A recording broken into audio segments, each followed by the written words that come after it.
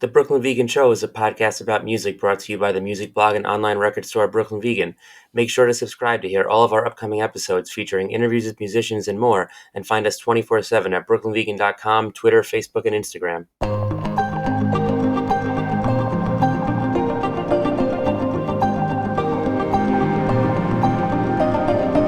Hey, welcome to the new episode of the Brooklyn Vegan Show. I'm BV editor Andrew Sacker, and today's episode is an interview with Anthony Raneri of Bayside. The episode comes ahead of Bayside's upcoming 25th anniversary tour, which is titled 25 Years of Bayside, The Errors Tour. And the way they're doing it is they're playing 2 nights in each city, and they're breaking it up. So on night 1, they're playing songs from their 2000s albums, from 2004's Sirens Say Condolences up through 2008's Shudder. And then on night 2, they're playing songs from their subsequent 5 albums, from 2011's Killing Time up through last year's There Are Worse Things Than Being Alive. Ahead of the tour, we decided to talk to Anthony specifically about their 2005 self-titled album, which also celebrates its 20th anniversary this year. The album is, though it is their sophomore record, and it came after the band very quickly rose off hype from 2004's Sirens Say Condolences, which came out on Victory. I mean, this was the time when the emo boom was booming. Victory was at the forefront. Long Island was at the forefront. Bayside, being from Queens, were immersed in that Long Island scene from the start. So they were really just rising so quickly off that first record. But I think it's really the self-titled sophomore LP where everything comes together for Bayside. So in a way, though it is take 2, it's kind of the start of a lot of things for this band. So it was really fun to talk to Anthony about this record and just hear about the making of it and kind of everything that was surrounding it, both within the band and the members' personal lives, as well as in the scene overall. And it was a very, very, very fun chat. And I think if you've got a place in your heart for 2000s emo or Bayside or any of that kind of stuff, I hope you give this a good listen. Before we get to the episode, just a heads up for listeners of this podcast, you can get 30% off your first year's membership at DistroKid by signing up at distrokid.com/VIP/BrooklynVegan. If you're unfamiliar, DistroKid is a service for musicians that allows you to easily upload your music to all major streaming platforms, including Spotify, Apple Music, and more. It allows you to do automatic revenue splits, so collaborators and co-writers can get paid too, and provides you with an artist page that links to your music on all streaming services and allows you to add lyrics, credits, liner notes, and more. Again, you can get 30% off your first year's membership, and you can do that by signing up at distrokid.com/VIP/BrooklynVegan. And that link is also included in the description of this episode, so you can click directly from there. And now, here's my interview with Anthony Raneri of Bayside. Hey, Anthony, welcome to the Brooklyn Vegan Show. How are you today? I'm good. Thanks for having me. Yeah, thanks for coming on. I'm excited for, so you were celebrating 25 years of Bayside. You're going on the Errors Tour. I assume that's a nod to Taylor Swift. Yes. Yeah. 25 years of Bayside this year. It's crazy. I mean, I can't believe how much it's flown by.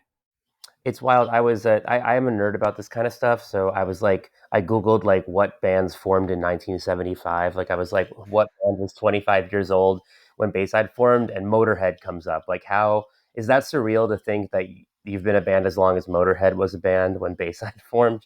Yes, absolutely. I mean, I think about, I love those like perspective changes. Like you probably like, there's the one where like Nirvana is older, like to my kids than like the Beatles were to me. Mm-hmm. You know, like those perspective switches.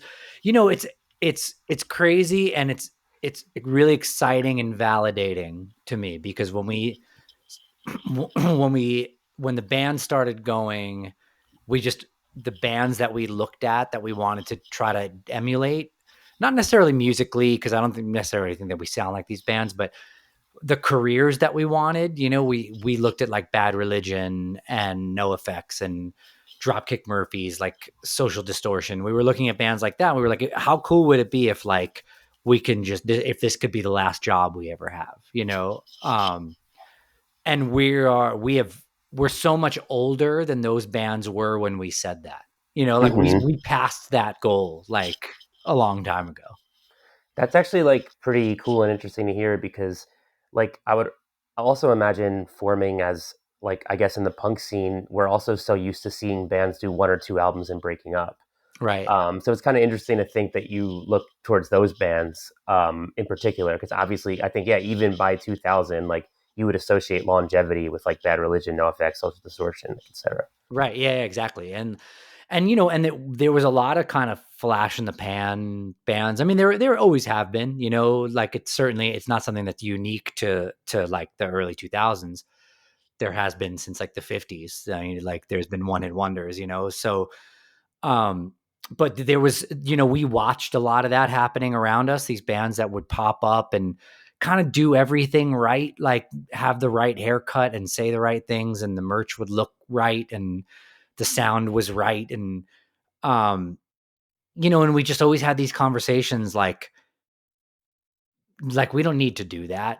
We don't need to do whatever is like it happening, whatever's perfect for the time, and we paid the price for that. I mean, there was many years. I mean, we talk about these old records now and like the heyday of the scene that we come from. And like we're so much bigger now than we were then, like that's not our heyday. Mm-hmm. We were like one of the smaller bands at that time when those records were coming out, when this scene was having its moment.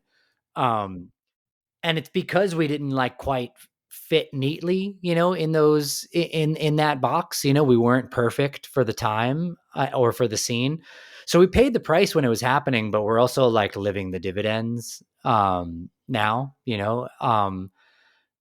That's to say that knowing the right thing to do and getting big really quick is something that is like a switch you can just hit. Like we wouldn't have been incapable of doing that. Like we wouldn't have known how to do that if we wanted to. But one of our mottos has always been like, are we going to be embarrassed about this in 10 years? That's something that we always talk about when at photo shoots, when we're writing songs, when we're doing album covers. Like it's something that comes up a lot, is like, will we be embarrassed about this in 10 years? And we're not embarrassed about much.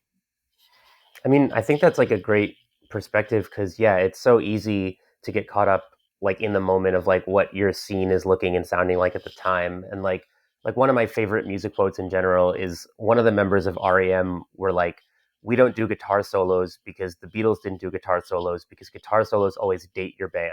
Mm. And I was like, that's so interesting. Like, it's like, and it's true, I think, in a way. Like, if you listen to REM records from the 80s and put them up against like a hair metal record from the same year, like the REM record sounds more timeless. Not to disrespect hair metal, but I think it sounds Absolutely. less Well, tied to its moment. yeah, and I mean, I've read some interesting takes on like bands of different eras, and it's interesting to think that we are one. But I've we are a band from a different era, that's fucked up.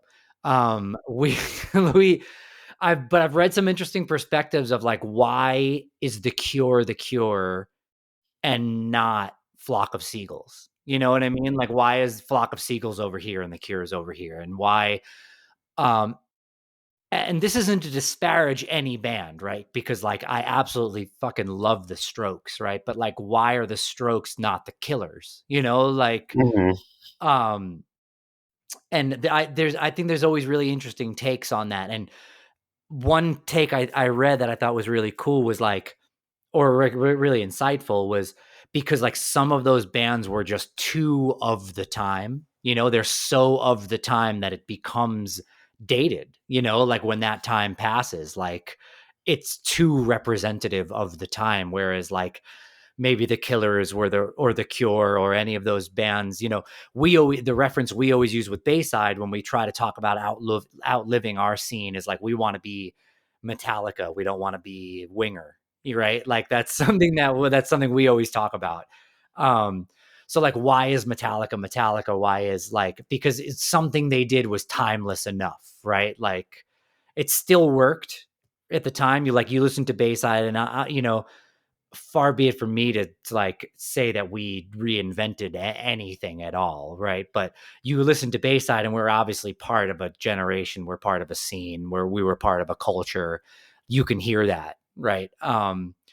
But I guess something we did differentiated us enough and made us timeless enough that we weren't. I am not going to name any names, but we weren't one of the ones who were dated. Yeah. And to that point, I mean, you're celebrating your 25th anniversary by playing 25 years worth of album material. Like we're in this, especially like you said, like it's not just an early 2000s like emo post hardcore thing, but I think for that scene, like that culture now really pushes this nostalgia element. Like the biggest festival for this scene is literally called When We Were Young, Right. like, and it's like, so it's so easy to just sort of like group those bands into whatever they released between 2001 and 2006.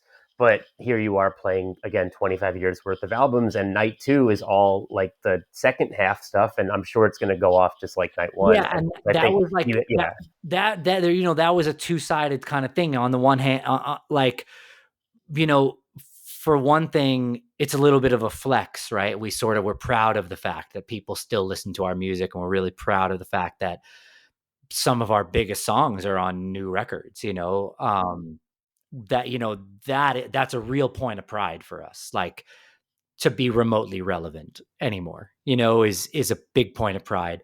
And another thing too is like we never jumped on the scene ship the first time because we didn't want to die with it.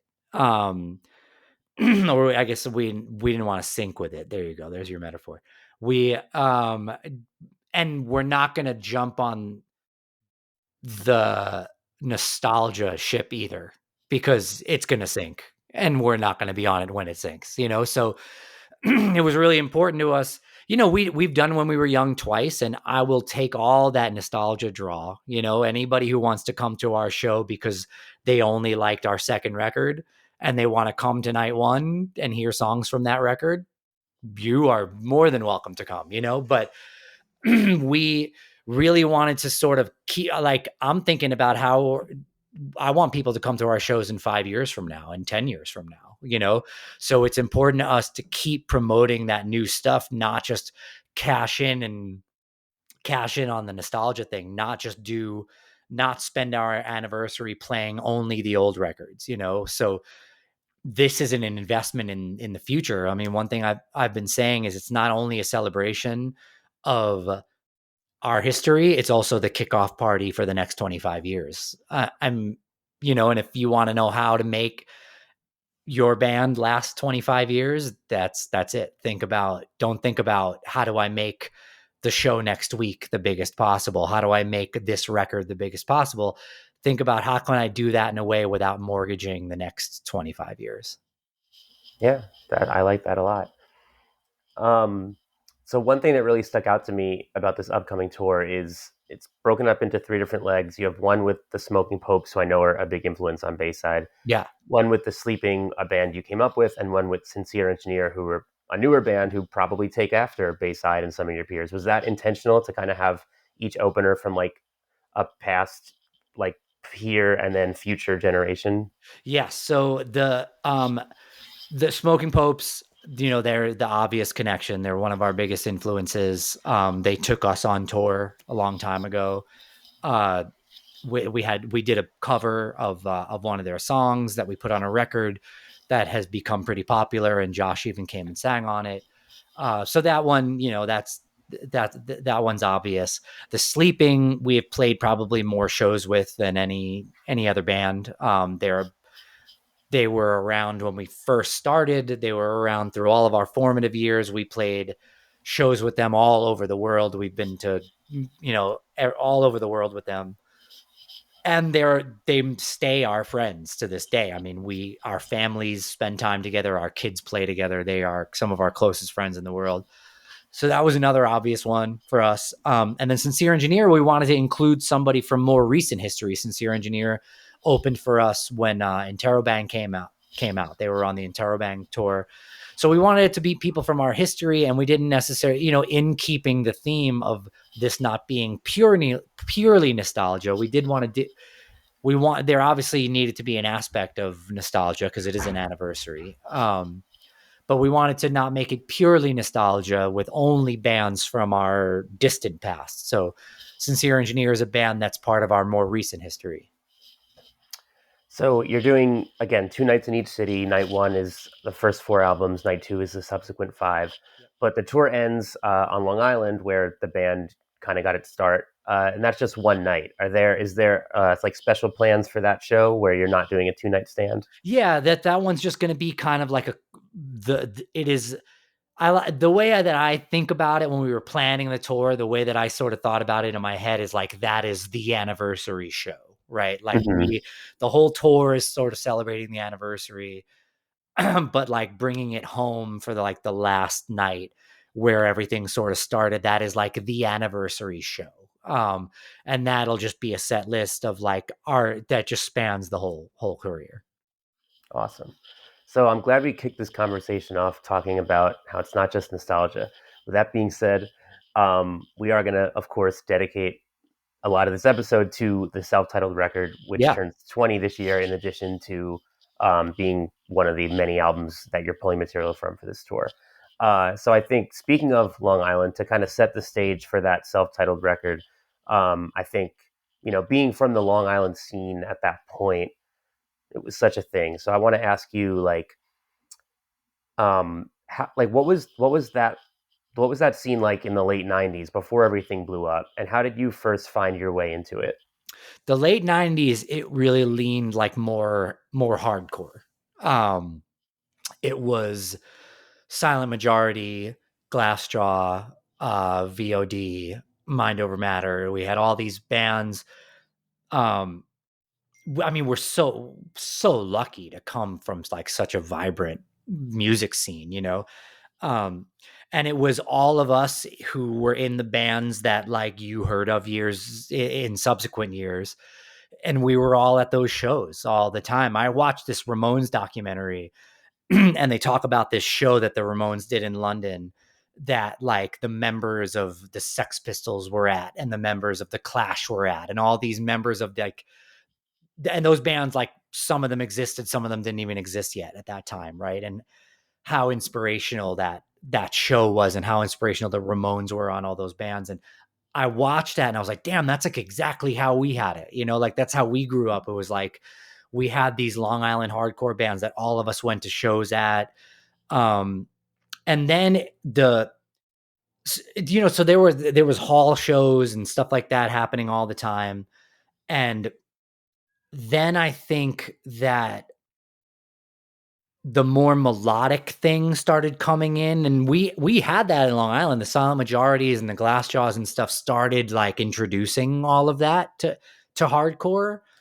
And I really think, I think that in Long Island, like I feel like we can own that, like that introduction of like melody into hardcore. So we had that, and then you had bands like the Get Up Kids start to kind of come around, and like that era of emo. Um, and that's where it started kind of really clicking for us. And then you had Glassjaw like signed to Roadrunner, and do a record with Ross Robinson and start touring, doing these big tours, going on tour with the Deftones and shit. And I remember seeing the Get Up Kids on 120 Minutes at that time and stuff like that. And that's when like we really, and then we had like the Jersey bands right next door. You had Saves the Day started touring all over the world and really kind of heating up. And that's when, like, for us, I think for me, for like the brand new guys, for the Taking Back Sunday guys, for our generation, when we started thinking like, damn, we could do this, like this isn't just like people who know people. This isn't just people in Manhattan, people in big cities, people on major labels. Like you have the Get Up Kids who are on like, a small indie label who are from fucking Kansas. They're on 120 Minutes, and they're on MTV, and like you have Saves the Day from like Jersey who were playing in halls just like all of us, and they're doing it, so it started feeling like it was real and that, or possible. And that's huge. Like for anybody who's, you look at any sort of artistic mountain, right? And it's like seems impossible. Like, or any real like big endeavor, right? Like how do you go from being like a kid from a small town, not that I'm calling New York a small town, but how do you go from being just a regular kid to playing like fucking shortstop for the Yankees? You know, like how do you go from being some kid to like being in a famous band? How do you go from being some kid to being a successful fashion designer? It's like, and then you have the whole world telling you it's impossible, right? You have the whole world telling you to have a backup plan, to go to college, to like get a real job. You have the whole world telling you like, do you like, you have a better chance of winning the lottery, right? So like, no matter what it is, you need somebody in your orbit to show you that like, that there's a path, right? And like we had that, like, and then we had like Newfound Glory, right, who was on fucking TRL, right? Like you had like bands coming from halls, like just like us on indie labels, like getting to these heights. So yeah, and then we all kind of figured we could do it, so we were like, all right, let's just get in fucking vans and like figure it out. Yeah, it's really interesting, like, because you bring up Newfound Glory too, like where it's like, yes, the Long Island scene and the New Jersey scene was such a hub at the right time at the right place, but it was like, yeah, it just also like around the country, like it's kind of wild to think back on how like this type of music, I guess, just kind of went from like halls to MTV so quickly. Like, I mean, I like, or like I know, you know, Bayside toured early on with bands like Fall Out Boy and My Chemical Romance, who were like superstars, you know, like, but Yeah, it's like they also started out just like that same way. And it's absolutely. just wild to think how that time, like the stars just aligned in such a way where like, I don't know, I guess it was like Blink 182 had gotten big enough that like Yeah, people were like anything like that a little bit. And it was just like, right. yeah, I mean, I'm so grateful for all those bands that broke through to that level, because it just kicked open doors for all of us, you know, and like you've got to look at, there is no, I mean, you know, we've reached whatever level of success that we've reached, right? But you look at anybody from like, you know, like anybody from like Lagwagon to Bayside, to anybody who's made it in like made a career for themselves in this sort of underground sort of thing. That doesn't happen without Green Day, without Blink, right? And then there's none of us without Newfound Glory, without Good Charlotte, without My Chemical Romance coming later, without Fall Out Boy coming later, because like nobody was paying attention to like we would have been the biggest band ever to play like the fucking like VFW halls of Long Island. You know what I mean? If it mhm. wasn't for those bands. Um, for us, it was like Taking Back Sunday signed to Victory and started exploding. And then Victory started looking for more bands like that, right? And then we got signed to Victory. If it wasn't for Taking Back Sunday, we wouldn't have got signed to Victory. If it wasn't for Newfound Glory and Good Charlotte, I don't know that they would have gotten signed to Victory, you know. And then before them was Thursday, who like opened doors. Um, so yeah, all those, I mean, those bands who really broke through to like another level, like I'm so grateful that they figured out how to do that, you know, because that opened doors for all of us. So being from a place where I mean, you're surrounded by great bands with great songwriters, and obviously, like the Long Island scene has every band sounds different, but there's like definitely some shared traits. Like, to what extent did being from there influence the band's music? Like, were you feeling influenced by your peers? Were you trying to actively maybe stand out, find what's the thing we can do that makes us not sound like Taking Back Sunday? When I did, there was 2 points really. There was when all of us were starting out.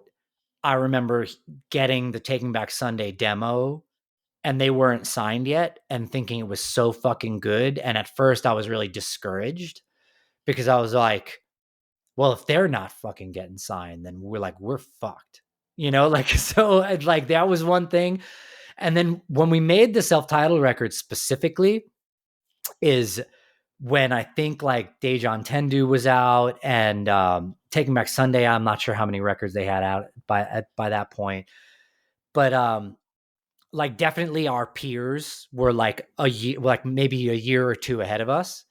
And I remember hearing them and thinking they were so fucking good. And they were like tearing it up all over the world. Like they were blowing up. They were making such good music. They were making so many fans. And I remember being like we need to raise the bar. Because like all these guys around us are raising the bar. And it was like this arms race of like just trying to just making better music, So it was, I guess technically it's competition, but it was not like, I always respected all those other bands. I always thought they were amazing, So I was like, damn, we got to be that good if we're going to get anywhere, like we've got to be that good. So it was this like healthy competition of like hearing the new TBS record. And that's just, and that's honing in just on Long Island. I mean, that was happening with bands like kind of all over the country, hearing a new band from our scene put out a record being like, damn, like that is so good. Like we got to up it now. Like that's the new bar, because why would anybody listen to us if fucking that's out there? You know what I mean? Yeah. And I mean, I think that is like that type of healthy, creative, friendly competition. Like it's what drives like innovation, I think. Like it's like, I think that's like what made this era so exciting, because it's like the records from 2005 don't sound like the records from 2003. It was like, it did feel like if your record in '05 sounded like '03, you might get left behind. It did feel like there was some level of like everybody is leveling up and kind of like looking at each other a little bit and making sure that they're leveling up at the right pace kind of thing. Well, you also, by that, in between 2003 and 2005, you have Fall Out Boy and My Chem, right? So you have those bands breaking through on such a level that you all of a sudden think that that's a possibility now, right? Like I'm no longer trying to get kids in a sweaty 300 cap club, if not a fucking VFW hall. I'm not trying to write songs to make 300 kids in a hall sing along. I'm trying, like, if I write something good enough, like maybe it could be on MTV, like maybe it could be on the radio. Maybe there's generational wealth in this thing. You know what I mean? Cause they're doing it, So it's the combination of those two things of being like, well, why would anybody listen to, like, if it's not as good as that, then why would anybody listen to it? And that is still the case. I just don't know.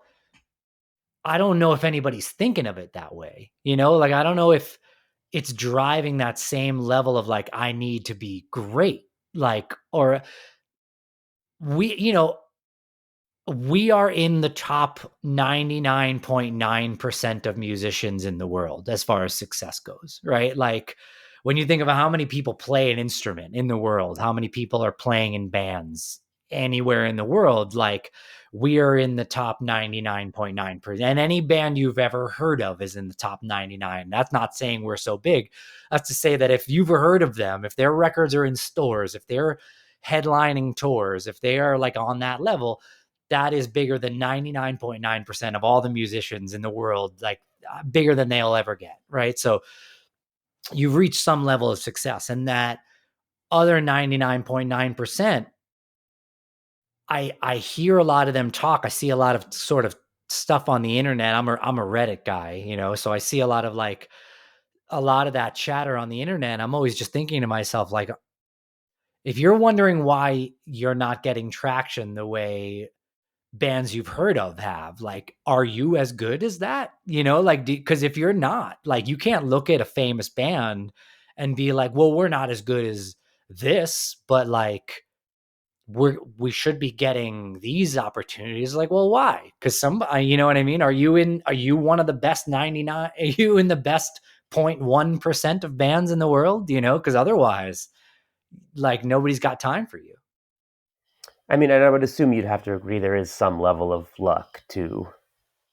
I think there's luck, but I also think that being in the right place at the right time means to some degree being everywhere all the time. Like, did Victory find like, we got signed to Victory because we had been touring, DIY touring, booking our own shows, playing to nobody, playing anywhere we can for 4 years. We'd played hundreds of shows by that time. We had sent demos to every label in the country. When Victory came and saw us play in Chicago and decided they were going to see us, was that luck? Was that being at the right place at the right time? Or was that our 15th time playing Chicago in like 4 years? That was the third time we sent demos to Victory. And then they said they weren't good enough. So we wrote new songs and we sent them again, So there is a degree of luck, but I will always believe that getting signed, getting a manager, getting any of those things is just an invitation to the party. It is not like, it's not the ticket, right? Because there are far more bands that get signed to labels that do tours that you'll never hear of, and whether this is a defense mechanism for me, like maybe whether this is something I need to tell myself because I need to have faith in this like crazy business, or whether it's the truth, is that like, I do believe the cream rises to the top. Like, I have to believe that, like, I think the bands that I think My Chemical Romance is the biggest band to come out of this scene because I think they're the best band to come out of this scene, right? Like, I think they're amazing. They write songs that connect with people like me, like, who are musicians, who are writing songs, who are like older people in this generation, but they also connect with not only the masses from the time those records came out, but they're making new fans. You go to Hot Topic, that's not people our age going and buying buying My Chem shirts in Hot Topic. That's kids who weren't born when Three Cheers came out, who are that music is still connecting to. Like, that's not luck. Like, they tapped into something. Fall Out Boy tapped into something, Saves the Day tapped it, like, who are not nearly as big as those bands, but are still meaningful to people all these years later. That's cream, like, how many bands sound exactly like A Day to Remember, right? Like, A Day to Remember is the biggest band in that scene because they're the best band in that scene, New Found Glory, how many bands sound exactly like New Found Glory, but they're the biggest of that time because they're the best of that time, like, I do believe that. I mean, I think absolutely, like, hard work and just having great songs, like, you can't expect anything to happen to you. But, just to push this a little bit before I move on, like, I mean, how do you explain, like, Silent Majority and Mind Over Matter are like never going to be as big as, like, I don't want to throw anybody under the bus, but let's pick like a shitty 90s radio band, like. Yeah, for sure. And I think that's a good point. But Silent Majority did like 2 tours ever. Mm-hmm. You know what I mean? Like, it's got to be all those things, right? Like, it's got to be all those things. I guess when I say that, I guess what I really mean is that all the hard work in the world won't matter if the music's not there, right? Because there is music that I certainly don't want to listen to that is huge, that I still see why it's huge. Like, it's not for me, right? But like, those 90s, those shitty 90s one hit wonders that you're talking about, like, you still listen to that song and you're like, I get it, right? Like, Mm-hmm. I get like why people like this Hootie and the Blowfish song. Like, you know what I mean? I don't like it, but like I get it, So I feel like all the hard work and luck and connections and like whatever in the world, like, the music industry has been trying to force shit down people's throat, like, since the beginning of the music industry. And you can't do that. It's not going to work. It's still got to be good. right? And one thing I learned in my time in the industry, and it's made me a much happier person, is that like, if something sucks so much that it drives me crazy that it's getting traction, it's going to go away. So don't worry about it. You know what I mean? Like, that's one thing that I've learned over my years is like, I've spent so many days on Warped Tour hearing some fucking miserable song coming from some stage across a field and seeing 5,000 people there singing along and being so angry about it. And then I just had, and I learned like all I had to do was wait it out because it's going away. Like if it's that bad, like it's going away, and it always does. There you go. So on that note, let's jump into the self-titled. So I feel like a lot came together for Bayside on this record. I mean, I like Sirens and Condolences a lot. My first Bayside record was the split with Name Taken, so I have a big place in my heart for that one. But I feel like the self-titled a lot coalesced. It feels like the start of something to me, and I think it makes sense that it was self-titled. What stands out to you most about this album at this point? I mean, when I think of this album, I think of it, it's the time for me that I really thought about songwriting like a songwriter, like trying to, like, I think, and I say this playfully, but like in a way, it is the truth, is that like we are manipulators, you know, like we as songwriters, entertainers, like we are manipulators. Like we find a way to make you to get a feeling across. Like we want the listener to feel a certain way, right? Like, and we figure out how to do that. Well, we try to evoke, like when I get on stage every night, like I am trying to put on a show in the way that like an actor is trying to convey an emotion, right? The actor is not the person they're portraying, but they're trying to make you feel something. They're manipulating your emotions, right? So, and this was the first time I really, you know, before this record, I wasn't thinking about songwriting. I was like, pick up an instrument and I hit some chords and I do a melody. I'm like, oh, that sounds good. You know, that'll work.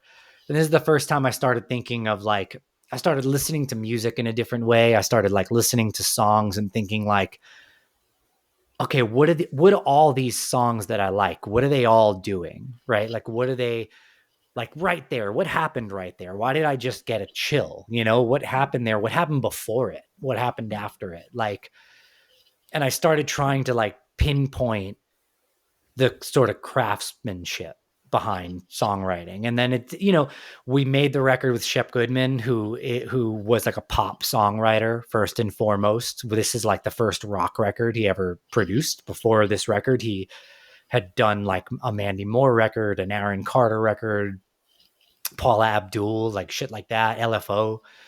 And he was a huge mentor for me, like learning how to get into the mind of the listener.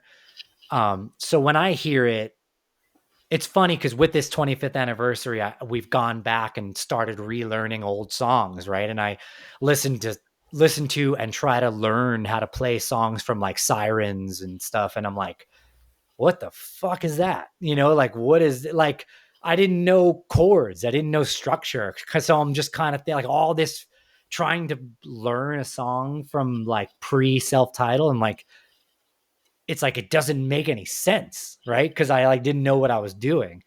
So this is the first, you know, when I think of self-titled, I think of like this is when I really started thinking about structure of songs, and that's not just like verse chorus.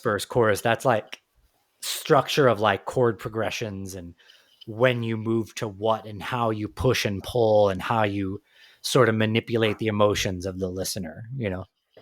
I mean, I always think of like, for example, like the key change in Tortures of the Damned. I feel like I look at that as like that's like a pop songwriter thing, you know, like yeah, the key changes, that was that was a big thing that I discovered in that, like listening to music more purposefully, like in like what just happened, like it feel like something just moved this song on into another place. And it's like, oh, it's a key change, you know, like, and then I learned what a key change was, and I learned what like pauses do, right? I learned what like minor chords do and major chords do, and I learned like what those things do, and then you can apply them like in such a way as to like, I want this to happen at this part in the song, so like, and this is how you do that. So, what were some records that were big influences for you when writing the self-titled? Pop. I was listening to so much pop. And I still do listen to a lot of pop, and it's I have an 11-year-old daughter, so that's really helpful now, especially to keep an ear to like what's happening in the pop world, because like that's her whole world. But I was listening to a lot of pop, but not just like pop that was happening at the time. Like, again, I always go back to like, if you strive to be like the greatest, then maybe you'll fall short, but you'll fall short of the greatest, right? Like, and that's still a pretty high degree.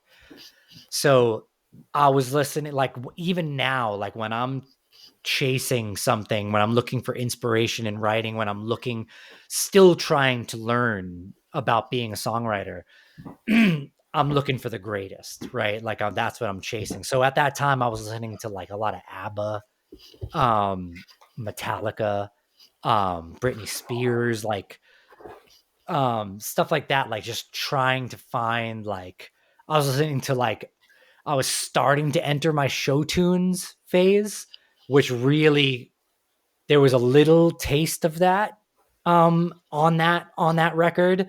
Walking Wounded is when it really, for me, like when I was really in my show tunes era, and like I'm still in it, but that's when it really kind of like hit its stride. But I was starting to dabble in like show tunes and trying to understand like how musical theater tells a story even before the lyrics, even before you start thinking about lyrics. Like, I started noticing like, damn, this like tells us, like, the music, the melody is telling a story. Like, this is sad, and I haven't even thought about what they're saying yet, and I'm so fucking sad, you know?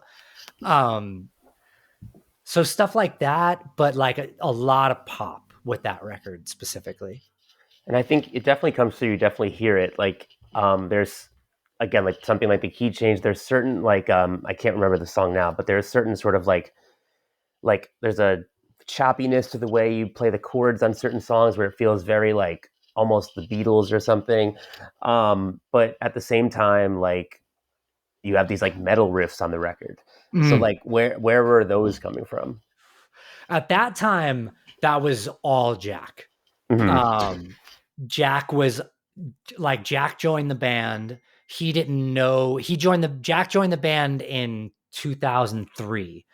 So he didn't know who Taking Back Sunday was. He didn't know who Glassjaw was. He didn't know who any of, like, a big influence on me, like pre Sirens, even like on our EPs, our demos, our like the Name Taken split, all that stuff was Midtown. I worshipped Midtown, like in those like really formative years of the band. He didn't know who Midtown was. He didn't know who Saves the Day was. So he came in as like a metal dude and a jazz dude, and it was like, cool, man. I guess just do that. Like, he couldn't, we could, like, the whatever he was doing couldn't be emulating our contemporaries, like, if we tried, because he just didn't even have a frame of reference. And John Beach, who played drums on Self-Titled, also had no idea who Taking Back Sunday was. He was like a hip hop guy. He had played he had played in like hip hop groups up until that point. So that's where a lot of that really rhythmic stuff that you're talking about, like, came in, because he was coming from like this hip hop background. So like, and then Nick, who played bass on that record, was in Silent Majority, So then it was, and I was listening to all this pop. So it really was this like mishmash of references and influences that like kind of made this weird thing where it's like, because it's not like we as a collective were finding influences and mashing them together. It's like I didn't know all the shit that John Beast was into, and I didn't know all the shit that Jack was into, and they didn't know all the shit that I was into. And so it was like, yeah, it just kind of wound up making this weird thing. And I think that's why we always sounded a little different than all our contemporaries, is because like it wasn't like a collective group of influences like most bands are. It was like individual polar opposites of like where we were coming from. Yeah, I mean, I feel like that's a lot of the times like how you just kind of like accidentally like invent like your own thing, because it's like you know, as listeners you're like, oh, how did they think to combine like this like thrash riff with this like real catchy chorus and this like kind of emo punk underlying thing too, and then Yeah. the answer is like, well, because this person listened to metal and this person listened to pop. Yeah. Yeah, so Yeah. And you know, you can kind of like sometimes even now, like I trick myself into doing that, right? Because as a writer, you or as a creative in general, like you fall into patterns, right? So sometimes you have to try to trick yourself out of those patterns. So sometimes I'll write a song, I'll write a chord progression with a melody, and it all makes sense. And then I'll put it into Pro Tools and I'll mute all the guitar, and I'll pick up a guitar and I'll try to write all new chords to it, right? And I'll keep the vocal melody there, and I'll try to write all new chords under it just to try to trick myself in finding a new back door into like how to write something different than what I would have written this morning, you know? But at least at that time, like we just had, it was baked into the DNA of the band. We couldn't sound like Taking Back Sunday because like our drummer and our guitar player never heard them before, you know? So like we couldn't if we wanted. We couldn't sound like everybody else at that time if we wanted to. hmm. And then because of the lineup change, this was also the first record where you primarily wrote the lyrics, right? Yes. So where were you kind of pulling from lyrically? What was going on in your life or in your head that was kind of pushing these songs in the direction they went lyrically? Well, I mean, I was fucking 22, and I was like a dramatic, like emotional fucking idiot, you know? So like as far as I was concerned, like every day was an opera in my life, you know, which it wasn't at all. But like as you know, but I was like a overly emotional, dramatic kid. So I was like just writing about I was just writing about my life, you know, about what was happening in my life. And the only way I could think to write lyrics, I had never written lyrics before. Our old bass player wrote the lyrics on Sirens. I never sang in a band before Bayside. Like I could, at our first practice, like I could hit the highest notes. So I was made the singer like by default. um, so I had never written lyrics before. I wasn't like a creative writing kid. Like in school, I wasn't a writer.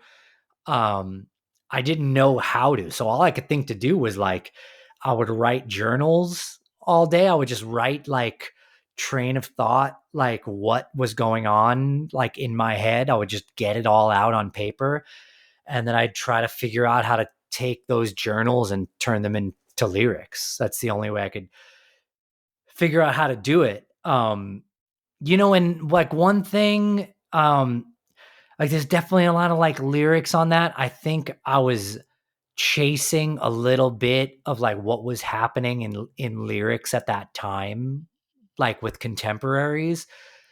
And I think that's where some of like the violent shit kind came from, and like the misogyny sort of came from, because some of our contemporaries were sort of doing it. And I think I missed like the sort of like a little bit of like the nuance that maybe they had, like, you know, like, so I was just like, yeah, fuck it. I want to kill you. You know what I mean? And I like, cause it was like my first time writing lyrics. Right. So I was just, and I had this, like at that time we would make a record, we'd put it out, we would tour for 18 months straight. I'd be writing the next record in the van while we were touring the record before. I never got to sit down like I do now and like essentially make like a like a Pinterest board about like okay, what am I trying to accomplish on this next record? Where am I pulling from? What are the influences? What are some new influences I want to find and incorporate? What's the stories I want to tell on this one? Like I didn't have that. I didn't have the luxury of time to do it then, but I also didn't have like the know-how that that was even a good idea then. It was just like, all right, I got to write lyrics now. Shit, So um yeah, so I mean, I was just figuring it out as I went along, and I think that's probably why people connect to those lyrics, in those old records so much, cuz it is just like a person, just like a raw, like not trying to be too clever, like not knowing how to be too clever. Just like, yeah, I'm fucking pissed, like I'm sad. Like this is how I feel. Um, so that's probably why people connect to it too. But yeah, that was it. I mean, that's all I knew that's all I could figure out how to do at the time. Yeah, no, I mean that makes sense. It's definitely a very grim record with like a lot of moments where it just feels like pretty soul bearing. Yeah, it's really soul bearing, and it's just like from there on, every record, I really tried to have like this glimmer of hope, like in the songs. I didn't want to write songs anymore after that were just like everything sucks and I hate everybody and I hate everything and this is what you did to me and whatever. It's like from then on I really wanted to try to do like this sucks but Hmm. like that's really been my approach more and more since then, has been like, you know life kind of sucks but Yeah. So Sirens and Condolences came out January 2004. As you kind of touched on, you pretty much spend the entirety of 2004 on the road. Um, and then let me know if I'm getting this incorrect, but I think Andrew and Jim leave the band after the Fall Out Boy tour that summer, and then Nick and John come in. Is that correct? yeah, on the last day it was the last day of the Fall Out Boy tour, and we went out to eat in the afternoon before the last show. We were in Iowa, and Jim, who I still talk to all the time, Jim was like, listen guys, like it's not for me. That's I love you guys. I love the band. I love the music that we're making. I love hanging out with you guys, but like I don't want to be on tour all the time. I don't want to be away all the time. Like I think I just want to get a job and this isn't the life I want. And which is completely understandable. Um, so he was kind of out, and Andrew after that was like, if Jim's not going to do it, maybe I'm not going to do it. And we were like, all right. So me and Jack went home, and actually the sleeping, we needed a bass player and a drummer, and the sleeping was actually Sal from the sleeping was like, dude, I got this drummer. Used to play in a funk band with him. He's a hip hop head. And he's the best dude. And that's how we met John Beats through the sleeping. And Beats came in, and then I used to get jobs like in between tours to like try to make it, because obviously we weren't making a cent on tour. So I would get jobs for like 2 weeks at a time in between tours and just try to make whatever money I could.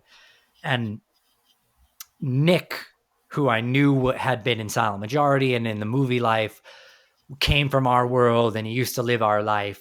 And he was a manager at Urban Outfitters at the mall in Long Island. And so he used to let me come, and he would give me hours at Urban Outfitters, like in between tours. Like he would let me kind of come and go. And I was like, hey man, we need a bass player if you want to like leave Urban Outfitters and like join the band. And so we did. So they join, and you're back in the studio March of 2005. So the lineup only existed for a few months. Like, was Yeah. this album written in that short amount of time, or like had you been writing material beforehand that you ended up adding lyrics to later? I mean, we didn't have like smartphones and shit to like record ideas on. We didn't have laptops with fucking DAWs on them. We didn't have like, so we would like sit in dressing rooms and kind of bang around on acoustic guitars and kind of come up with ideas. I had like a Tascam cassette 4-track in my bedroom at home that I would come up with ideas on in between tours. And I wrote like the first 4 records on that cassette 4-track. I still have all the cassettes of like of me writing like Devotion and Desire on a cassette. Um, yeah, so we kind of had like rough ideas, but for the most part, yeah, we got into like our practice space for like a few like a couple of weeks probably, and like wrote the record like in a couple of weeks. What was the chemistry like with the new lineup in those 2 weeks compared to what you had just a few months earlier? It was amazing. Like we um the the vibe was low before that. Everybody was not getting along. um the vibe was very negative. um and the band started to get some traction at that point. There wasn't all the baggage of the like trying to get signed and sleeping on floors and like playing shows to 3 people and like all that sort of that baggage was gone. Cause now it's like, well, Beats and Nick, I mean, granted, we still weren't making a penny and we couldn't go out and headline tours. We were really nowhere, but we were on a really big indie label. We were making records in big studios. We were opening tours in front of 1,000 people a night. Like, so they came in on a real high note. They went from Nick went from managing Urban Outfitters, and Beats came from he had never even been on tour before, and jumped into like, granted, we were still in bands. We were still in vans. It was still the 4 of us sharing one hotel room. It was still like, we had no crew. It was all that. But they came in with this new energy because they were fucking pumped. Like, this was everything they ever wanted. The idea of getting to where we are now still wasn't in anybody's minds, but those guys came from like working regular jobs at home to like going on tour and playing at the House of Blues and like having catering and like being on Victory, so they came in super excited, and that helped reinvigorate everything. And we also just all got along so much better. So like you said, like the band was definitely taking off at that point. I mean, you're on a hot label. The type of music you're playing is taking off in general. You're touring with one band after the next everybody's rising at once. And like we said, like you're pretty much on tour the whole year. How did that kind of like go energy, and that just like the sort of just all the energy surrounding this whole scene at the time, how did that kind of like play into the second record in a way that maybe it wasn't there on the first? Well, it started to bear fruit, like after the first Self-Titled was the first record that we made that we knew anybody would ever listen to.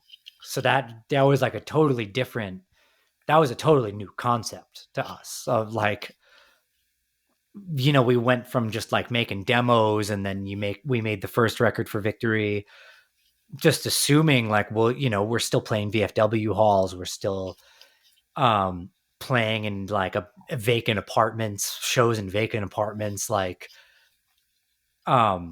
nobody's ever going to hear this. We're selling CDRs at the fucking merch table, like this is never going to go anywhere. Then Sirens came out and it started getting some traction, and all of a sudden like we get write-ups in like major magazines, and it's like, damn, we kind of have fans. Like, that's kind of crazy. And then Self-Titled was the first time we were like, people are going to we're this has a purpose now, like, So it started to bear fruit, and we started playing shows, and people would be singing along to songs. So yeah, it started to bear fruit. So that felt good. I mean, I always say to people, like, something we were really lucky in is that, like, when shit started getting really hard, it started to get a little bit better. Like, when we got to a point where I was like, damn, man, I can't sleep on a hardwood floor anymore. Like, this sucks. I can't eat a 69-cent burrito for lunch and then a 69-cent burrito for dinner for much longer, And then it's sort of like hit a point where it's like, cool, now we have like $10 a day to eat. Now I could eat like a whole value meal, and it's like, cool, now we could all share a hotel room. And then it started getting to a point where it's like, damn, man, I don't want to share a bed with Jack anymore. You know what I mean? Like, Mm-hmm. be cool if we could start getting 2 hotel rooms and like just at least get our own bed, And then it was like, damn, man, this van life, like driving 7 hours a day and then having to load in and play a show. Like, then we got a bus, and then it was like, damn, man, I don't know how much longer I could keep doing this. And like, I really want to move out of my mom's apartment one day, and then we started making money. So, we were pretty lucky in the sense that, like, things started to like get better when they needed to, Yeah, that makes sense, I think.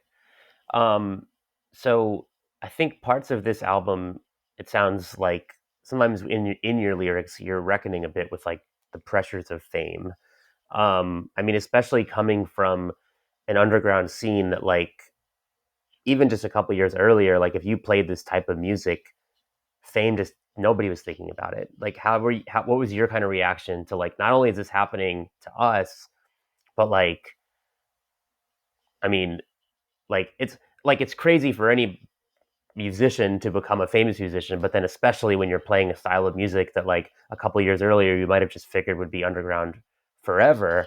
Like, how were you sort of like adjusting and reacting to that change? Well, what's crazy is, like, the last tour we did with, like, before the self-titled record, before the self-titled lineup, was with Fall Out Boy. You know what I mean? Like, and they hadn't made that big record yet, but they had made their big underground record, right? The tour we did with Fall Out Boy was playing 500 capacity records. And when you're a band of our age, I think of things in like the Fire at the Great White concert, if you remember that. Like, I don't think so. there was But an go on. 80s band. There's an 80s band called Great White, and they were still touring while we were touring. And they played a show somewhere in New England. And there was they had like pyro on stage. And it was a small club, and they had pyro, and there was a huge fire, and like people died, which is horrible. But when that happened, like, we saw capacities in clubs that we have been playing for years, like, get cut like in half. All of a sudden, like, you couldn't oversell clubs anymore. And like, there was this capacitying of clubs where it's like, well, fuck, you only have one exit. Like, all of a sudden your capacity used to be 600. It's 400 now, things like that started happening. So I think of, like, we toured with Fall Out Boy pre Great White. So we would play in like a 500 cap club that they put 700 people in. Right. So it was like these oversold clubs, which, like, overselling a club is just that's not even a term that gets used anymore. So they were bubbling. And then by the time we were making self-titled, like, Sugar We're Going Down is out now. Right. So it's like, we just watched that in between the time that we just toured with them. And now we're making a new record. Fall Out Boy is becoming Fall Out Boy. Right. And like, same thing with My Chem. We had done a couple of shows with My Chem right when Three Cheers came out. And now My Chem, by the time we're in the studio making self-titled, like, My Chem is My Chem now. Right. So all of a sudden, like, everything changed again. Like, it's not only bands that are around us, it's bands that we've toured with like in the last 3 months are Hmm. like are like exploding. So there, I wouldn't say there was pressure, but there was this like carrot on a stick, of like, well, shit, like if we do this well enough, maybe we could have that too. So there certainly was that, but more so than anything is that I was 22 years old. I had no life to speak of other than this, right? So that was my entire identity was wrapped up in being the guy from Bayside. So, and that's so unhealthy on so many levels, right? Because like I didn't know who I was because I'm not the guy from Bayside. That's not who I am. Like, but if I wasn't married, I didn't have children, I didn't even have an apartment of my own, I didn't have other hobbies because I didn't have time for them. I didn't have another job. I didn't have a career. I didn't have an education. I had nothing. I had no money. I had like nothing but this. So, A, I was just lost about who I was as a person. And B, this needed to fucking work. Like, because I had nothing else. That's obviously not the case anymore. I know exactly who I am, and it's definitely not that guy. Um, but that was a lot of like self-imposed pressure that I was just like putting that pressure on myself because I was like, this has to work. Cause like, what the fuck am I if not this? If this doesn't work, if this isn't huge, then what the hell am I doing? Hmm. Yeah. So you mentioned earlier, like going back to learn some of these older songs for the tour. Any favorite deeper cuts on this record that you don't always play on tour that you're excited to break out on this upcoming run? Um, I really like Dear Tragedy. Um, that's one that I have a lot of fun when we do. I can't play it's for some reason it's my real bugaboo because like I can't play and sing it at the same time. And it's crazy because we write much more complicated music now. Um because when you asked where the metal influence came from, and I said at that time it was all Jack. Now I'm writing a lot of those like riffs because now I have it in my head that I want to write like that iconic like Crazy Train riff or like that like like Welcome to the Jungle riff or whatever. Like I want to write that like iconic you know the song as soon as it fucking starts riff. So I'm writing a lot of that kind of riffy stuff now. um what was your question? Oh, it was if you have a favorite deeper cut on the record that you don't always get to So play live. yeah, so Yeah. we're right. So now I'm writing much more complicated, like rhythm guitar stuff. Jack stuff's always been fucking really complicated, and it always will be. But now I'm writing really complicated guitar stuff, and I'm able to sing it and play it. I mean, it takes a lot of practice, but I'm able to get there. But Dear Tragedy, I just can't figure it out. I don't know why. I can't. I've never been able to play it and sing it. So we always have our guitar tech play guitar whenever we play that song. And I love it. It's the only song that I like. Just grab the mic and I just walk around and sing it and don't play it. And like I don't know how to do that. I'm not a hardcore guy. I've never been a hardcore guy. I've never been that like standalone singer guy. So my reference, I love like Sinatra, Bublé, like those are my like Morrissey, like those are my influences. So I go up and I like sing this really fucking gnarly song, like gnarly lyrically song, like but like I hold the mic like at the base of it, like fucking like a lounge singer. You know what I mean? Like I just saunter like a lounge singer because that's like I don't know. I don't know how to be tough. So I have fun with it. I get to play a different character. Awesome. Where do you personally rank self-titled in your discography? In the middle, it's in the middle for me, because I, as much as I was starting to enter that phase of like understanding music and understanding writing, there was still a lot of me that was like throwing caution to the wind and like just like there are no rules, you know what I mean? Cuz like 42-year-old me is like, yes there are. There's rules, you know, and like so I and that's like for that reason it ranks higher for that reason because I listened to it with like, man, that's so cool that I did that. I had that idea because like I would never have like such a ridiculous idea now. But it also doesn't rank higher for the same reason because I do think that there's a lot of like beauty and technique too. You know what I mean? I think there's a lot of beauty in like craftsmanship, you know?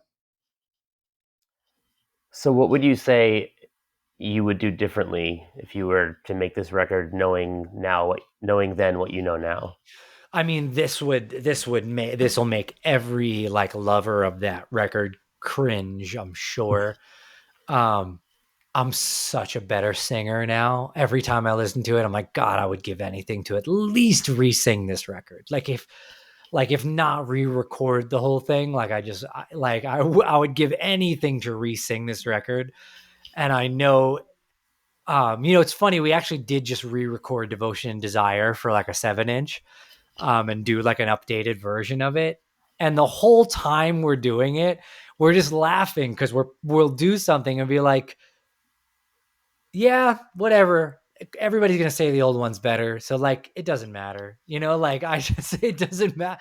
It really doesn't matter what we do here. Everybody's gonna say the old one's better. And like it's just not. But like everybody's gonna say it is. Um, so I do wish I wouldn't change anything.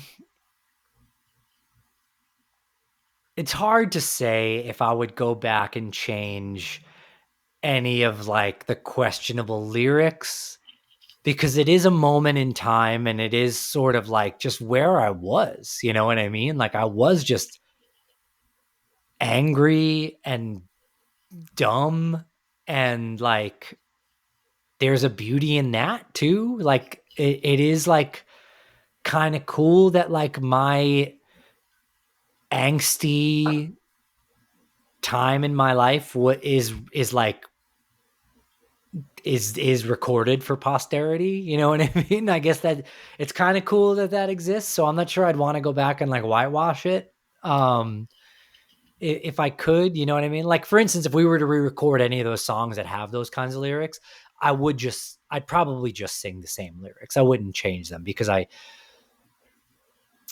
do think that history is important even if it's ugly, right? And that's my history, like as a person more so than as a band. Like it's my history as a person. Like that's just where I was, you know. Because we all did and said shit like that at that time, you know what I mean? Mine just happens to be like recorded and internationally distributed. um so I don't think I'd change that stuff if I could, you know. Just as I guess a higher brow, sort of more pretentious like musician than I was at the time. Like I just wish like I wish it sounded better, but that's it. Um, on that topic with those lyrics, because like I think you touched on it earlier that like a lot of that was just in the water at the time. Like, at what point did it start to occur to you like we shouldn't be writing songs like this, and neither should our peers? Well, then with the next record is when I was just like, I don't want to write songs like that because I started thinking of it a little bit as because at that point, in between self-titled and Walking Wounded, was a huge change in my life because now the band is like pretty big. You know what I mean? Like at this point, we're making a living now doing this, right? Like we're on TV even, you know, like and now I really start to recognize my responsibility, you know, and my I like a legacy sounds fucking ridiculous to say, but like I guess responsibility and I really started like recognizing like people believe what I say. People are really buying into what I say, and this is just not what I want to say. And it was still in the water. You know what I mean? But again, going back to like our mantra of like, I can't help what I don't know, right? So at that, when I was writing self-titled, I just didn't know better, right? And after that, like I did know better. I started to know better, at least as far as like what I wanted to put in the world and what I wanted to convey. And at that point, I started looking around at people who were taking it even a step further, where it was getting like, for me, that like misogyny, that violence, that kind of stuff, it was just like something I was feeling like out of anger. You know what I mean? It was never like a shtick. And then I started looking around and seeing that being used as a shtick. Like the heavy bands started using it as like it became a trope. You know what I mean? Mm-hmm. And it made me look inward and be like, well, I hate that. So like, I don't want to be doing that. So I started recognizing it for at least as far as something I didn't want to be putting out in the world anymore. So that's after that record is when I realized it in myself. And then it wasn't until a few years later when that sort of thing started getting talked about publicly, Mm-hmm. where I like, because I think you can tell, like, I'm the kind of person who, like, I do look inward. I will reevaluate. My best strength, I think that my greatest like strength as a person is to know that I don't know everything, and to always be learning and to always be listening. So it wasn't until really later on when the rest of the community, the rest of our scene started talking about it, where I was like, yep, you are right. You know what I mean? Like, Mm-hmm. you are right. And I can't change that. Like, I fed into that and I was a part of that. All I could do is not do it anymore. Yeah. So something that I think is unfortunately hard to talk about this album without talking about is the van crash and John's death. What kind of toll did that take on you, and how did you and the band kind of find a way to push through? You know, it took an incredible toll, because we always felt like we were sacrificing so much. I called my mom like right after, like I was in the ambulance, like driving away from the scene, um, on my way to the hospital. And I called my mom and I crying. And I told, and we knew John was dead right away. And I told her that had happened. And I remember saying like, why we're just trying to like do what we love. Like, you know what I mean? Like, why did this happen? Like, we're just trying to do what we weren't making any money then. Like, I was just like, we're just trying to do what we love. Like, why would this happen? And we always felt like we were like sacrificing so much. And then we were like, well, that just reached another level. You know what I mean? Like that word sacrifice, like, um, if John knew that he was going to die doing this, like, would he have done it? I don't know. You know what I mean? Probably not. So, it's hard to say that, like, it's hard to call it a sacrifice really, but to this day, I mean, what we do is dangerous. The way we travel, the pace that we go at, it is dangerous. I am still putting my safety, my mental health, my just general well-being, I am putting it on the line all the time to do this. So it was just like, a rude awakening of like, I never thought about it that way. I never thought about like how we were putting our safety, physical or otherwise, just like our well-being like on the line. Um, but as far as the band goes, we never looked at that like the band lost a drummer. We looked at it like we lost our friend, and we never handled it like the band lost a drummer, like we just like we lost our friend and we missed our friend, and we still do. Um and as far as like carrying on, I mean, so the way it happened was we got into our accident, and we could talk about this. However, I don't know how much time you got. We could talk about it as much as you want. I'll answer whatever questions you have. Um, but we got into the accident, and we were taken away by ambulances. We knew John was dead on the scene. And we got taken to a hospital. We were in the hospital for a few. Nick was in the hospital for months because he broke his back. But Jack and I were in the hospital just for a couple of hours, like just getting checked out. And we went to a hotel, and we got to the hotel, and Silverstein and Hawthorne Heights and Aiden were all at this hotel already. And they were supposed to have carried on. And we didn't know at the time why they weren't in Salt Lake City for the next show. And we came to find out that Silverstein's bus was right behind us and came upon the accident. And that Silverstein's bus driver is actually the one who called 911. He was right behind us. Like, he saw the accident before any first responders got there. So they obviously got in touch with the rest of the tour, found out that we were all going to wind up in a hospital in Cheyenne. So they all went there. They met us there. Our manager flew out from New York. He was there. And we sat at the hotel restaurant. We sat in the hotel restaurant the whole tour. And our manager, it was me and Jack, the members of Aiden, the members of Silverstein, the members of Hawthorne Heights sat at a table. And me and Jack were like, we should finish, like, you want to keep doing this, right? And both of us were like, yeah, for sure. Like, because we were like, what are we going to do? Go home? You know what I mean? And sit at home and fucking think about this.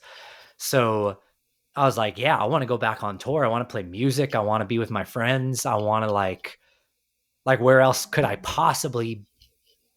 would be better to be than out here with my friends, playing this music that John was playing, being with Jack, being with Silverstein and Hawthorne and Aiden. So we turned, like, Jack's here, and we had this conversation, and I turned to the Silverstein guys. Well, I turned to the Hawthorne Heights guys, and I say, hey, can we keep doing the tour like acoustic? Would you be cool if we kept playing acoustic? And they said, whatever you want, whatever you need. And then we turned to the Silverstein guys, and we're like, hey, I know you got empty bunks on your bus. Like, could me and Jack like ride with you guys and like finish out this thing? Like, we're thinking about finishing this out. And they said, of course, whatever you need, whatever you want. So we went home for maybe 10 days. We got John's body back, and, we had the funeral. Aiden, Silverstein, Hawthorne Heights all flew to New York and were there for the wake and the funeral. We did that. They flew back out to restart the tour. Me and Jack flew back out a couple of days later, and we finished the tour playing acoustic, riding on Silverstein's bus, opening for Hawthorne Heights, who were having their moment. They were touring on their like platinum record. They were on top of the world. The shows that we missed, they gave our half hour, because we were playing second. So Aiden would play. And then there would be a half hour of silence on the stage where our set was. And they would come out and say something. Hawthorne Heights got the venues every night to donate the merch cuts to us. And then Hawthorne Heights at the end of it gave us money. At the end of the tour, they gave us money to buy a new van And yeah, that's how it happened. That's so to answer your question, like that's how we carried on. And then we went out on tours and we had a fill-in drummer and a fill-in bass player, and we did a couple of headline shows, and they were doing amazing. And I remember calling Nick, who was still in the hospital, and being like, dude, you're not going to believe it. Like, so many kids are coming to the shows and people are singing along. And like, after that, it was just like, up and up and up for us. It was crazy. It feels like a silver lining is just kind of like watching how the whole community came together, like in that time of unreal. It was unreal. And we're just bonded to those guys, those bands that were on those tours. Like we're bonded to those guys for forever. I mean, they seriously came through for us. Did that whole sort of just experience change anything about the way you operated going forward? We got a new van, and we toured for maybe a year in a van after that. And like I said, we really started to get some traction after that. And then we, basically, as soon as we could afford a bus, we had done a tour, our first big headline tour. The Walking Wounded came out, and we did our first real big headline tour where we were doing like 1,000 capacity venues, and we were still barely making money. But we basically went to Victory and we said, if you help us pay for a bus, because like we can't do the van anymore. Like like it's too stressful for us.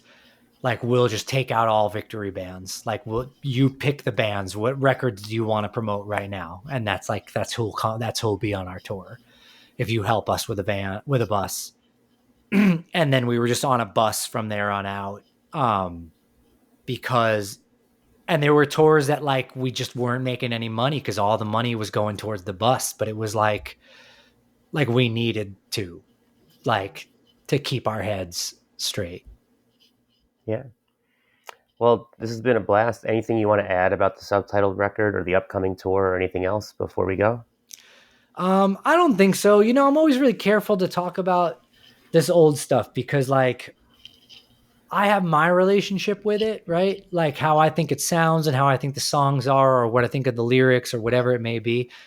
I'm always careful that when I talk about it because like I never do interviews where I talk about song meanings, for instance. I always refuse to talk about that stuff because like it doesn't matter what it means to me. You know what I mean? Like I could talk about where I was when I wrote it or what it meant to me at the time or whatever, but like, music is not for me. It's for me while I'm writing it. And then once it's out there, like it's not mine anymore, So I always try to be careful because like whatever somebody's relationship with it is like, that's cool. Like if that's what you like about it, that's cool. Yeah. I mean, it's like that. I feel like multiple musicians have said this, but the one that comes to mind, I think like Dave Grohl talks about like if there's 100,000 people in the audience and there's 100,000 interpretations of the song being played. Sure. Yeah. And that's perfectly fine. And I always try to make sure like I try to be really cautious not to force my interpretation. Like I don't care who listens to our band. You know what I mean? Like I don't care if we're a punk band or, especially with the later records, this new sort of like this next sort of level that the band has gotten to in the last couple of records has really come from more of like the radio rock scene. And that's cool. You know what I mean? Like, I don't care if they just like it because the riffs are cool and because Jack solos rip, or if somebody just likes it because I write catchy melodies, or if somebody likes the earnestness of the lyrics or the passion in it or the emo-ness or whatever. Like, I don't care, man. It's mine while I'm making it. And then once it's released into the world, it's not mine anymore. All right. Well, on that note, thanks so much for coming on the show, Anthony. Cool. Thank you, man. Thanks for having me.